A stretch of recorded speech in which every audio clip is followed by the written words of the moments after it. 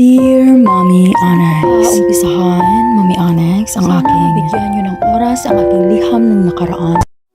Mommy Onyx, nung ibinurol namin sa chapel ang katawan ni Verhel, Mommy Onyx, hindi ko alam kung ano ang mararamdaman ko ni hindi ako umiyak, Mommy Onyx. Tahimik lang ako. Wala akong sinasabi, Mommy Onyx. Dahil siguro sa pagod ko, dahil matagal din siyang nakaratay sa hospital noong nandoon pa kami sa Manila, Mommy Onyx. At dahil nga siguro kapapanganak ko lang sa panahon na iyon, ay sobra akong napapagod sa biyahe namin, Mommy Onyx. At doon nga, nakatulog ako sa may upuan sa chapel, Mommy Onyx, habang ibinurol doon si Verhel. Hindi ko namalayan, Mommy Onyx, at hindi ko rin alam kung nakatulog ba ako. Dahil gising ang diwa ko, Mommy Onyx. Nakikita ko ang mga tao na nandoon sa chapel na iyon. At naririnig ko sila, Mommy Onyx. Dilat ang aking mga mata. Subalit hindi ako makagalaw. Hanggang sa naramdaman ko na lang, Mommy Onyx, na may isang mabigat na bloke ng ice, Mommy Onyx, na sobrang lamig. At doon ako nagising. Doon ako napabangon. At gulat na gulat ang aking pamilya, Mommy Onyx, nung makita nila akong namumutla at pawisan, Mommy Onyx. Kaya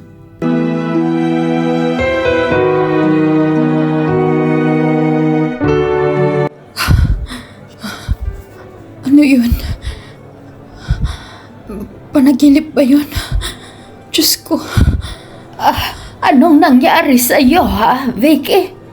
Abe, kanina pa kita gustong gisingin. Kaso hindi ka magising-gising. Ano bang nangyari sa iyo, ha? Vicky, bakit ka namumutla at pawisan? Nay, nakatulog ba ako? Kasi dilat naman yung mga mata ko at naririnig ko ang mga tao at nakikita ko sila, subalit hindi ako makagalaw.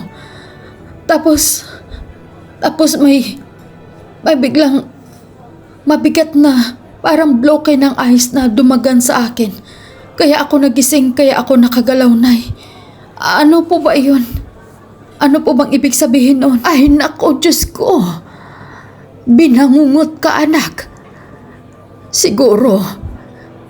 Siguro si Verhel yung dumagan sa'yo para magising ka.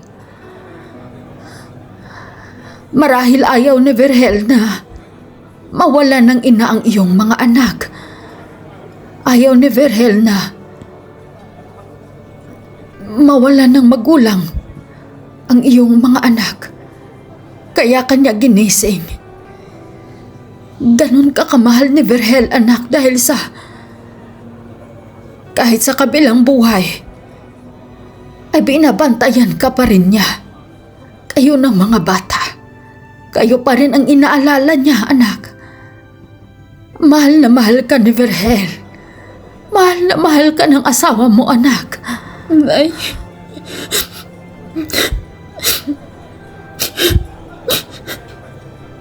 Si Verhel. Wala na si Verhel. Tuluyan na niyo akong iniwan. Verhel.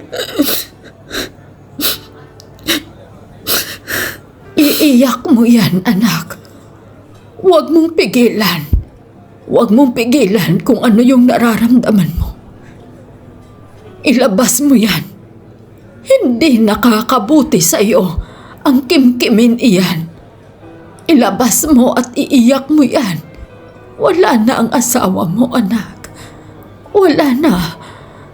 Pero ganun pa man, mahal na mahal ka pa rin ni Verhel. Kahit sa kabilang buhay, anak, ikaw pa rin ang inalala niya. Iiyak mo yan. Huwag mong pigilan. Sige lang.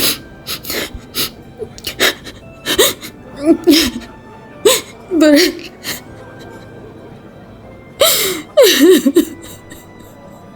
Berhel.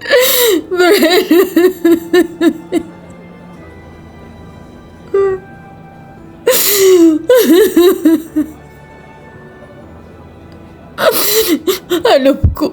Alam ko huli na ang lahat. Huli na ang lahat ng mga luha ko. Kung mapatawad kita, huli na ang lahat. Maraming salamat sa iyong ginawa. Nakabutihan sa akin. Kahit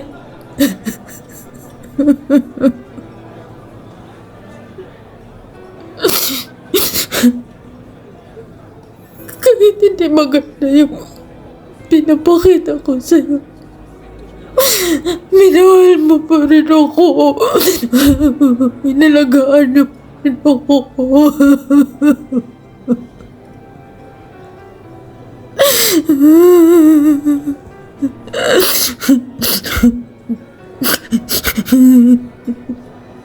Anak, nandyan yung amo ko. Papalapit siya dito sa atin. Marahil gusto kanyang kausapin. Isa siyang head at tagapagsalita sa simbahan nila. Kaya halika, anak. Paupuin natin siya dito sa tabi mo, ha? Nakikiramay ako, Vicky. Maaari ba kitang makausap? Vicky, hindi ko alam kung ano ang pinagdaanan mo. Pero, kailangan mong magpatawad. Kung anong man yung bigat sa iyong puso, at kung sino man yung nagkakasala sa iyo, ay kailangan mong patawarin para patawarin ka ng Diyos Ama na nasa langit. Huwag kang gumawa ng isang bakod dyan sa puso mo para hindi ka makapagpatawad sa kapwa mo.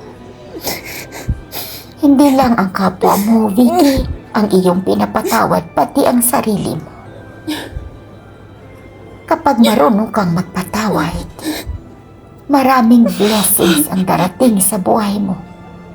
Kahit anong mga balakid na iyong haharapin, kasama mo na ang Diyos.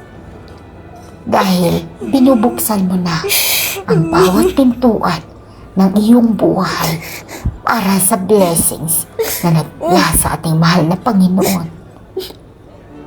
Magpatawad ka, anak. Magpatawad ka.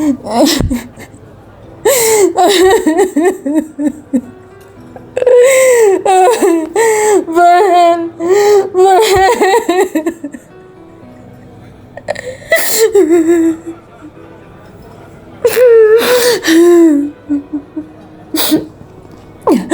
Maraming salamat. Magpapahinga ho muna ako. Papasok muna ako sa kwarto ko at magpapahinga. Maiwan ko ho muna kayo.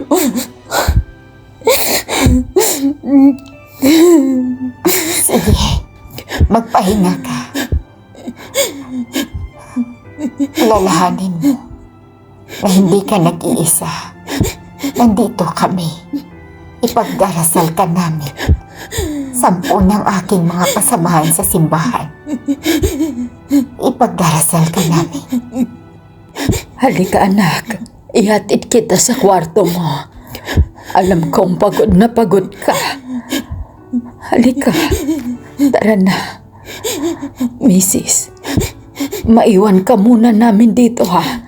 At ihatid ko muna yung anak ko sa kwarto niya para makapagpahinga. Halika na, anak. Anak, magpakatatag ka. Huwag kang magpapadala dyan sa damdamin mo. Hindi na nakakabuti sa iyong kalusugan, ha? Nay, huwag ko kayong mag-alala sa akin. Hayaan niyo po na ako mapag-isa. Dito lang muna ako sa kwarto ko. Iiwan niyo muna ako. Nasya, sige anak. At babalikan ko yung amo ko doon sa chapel. At kung may kailangan ka, magsabi ka lang. Nandito lang kami, anak. Nandito lang ako. At huwag kang mag-alala sa mga bata. Okay lang sila, kami nang bahala sa kanila. Kailangan mo ng pahinga. Sige na, isarado mo na yung pinto. Sige ho, Nay. Marhel, patawarin mo din ako sa lahat na pinakita ko sa'yo. Hindi magandang ugali. Pinatawad na kita. Pinatawad na kita, Marel.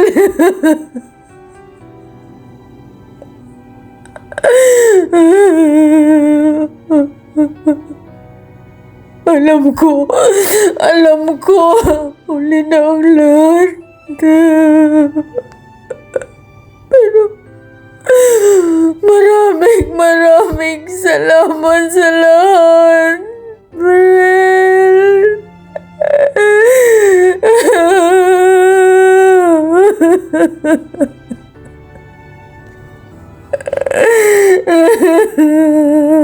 Marel. Patawad din. Pangako ko sa'yo, hindi ko pababayaan ang mga anak natin.